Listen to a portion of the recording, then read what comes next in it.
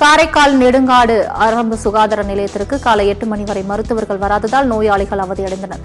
காரைக்கால் மாவட்டம் நெடுங்காடு ஆரம்ப சுகாதார நிலையத்தில் காலை 7:30 மணி முதல் சிகிச்சை அளிக்கப்பட்டு வரும் நிலையில் இன்று காலை 8:15 மணி வரை மருத்துவர்கள் செவிலியர்கள் யாரும் வராததால் நோயாளிகள் அவதியடைந்தனர். இதனை சிகிச்சைக்கு வந்த நோயாளி வீடியோ எடுத்து தனது ஆதங்கத்தை தெரிவித்துள்ளார்.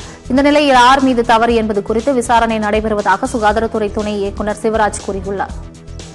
இதுவரைக்கும் யாருமே டாக்டர் யாருமே வரல, எல்லாமே பூட்டி தான் இருக்கு. பாருங்க, மணி காலம்புரை 8 மணிக்கு ஓபி தரப்புன்னு போட்டிருக்காங்க. இது வரைக்கும் யாருமே வரல.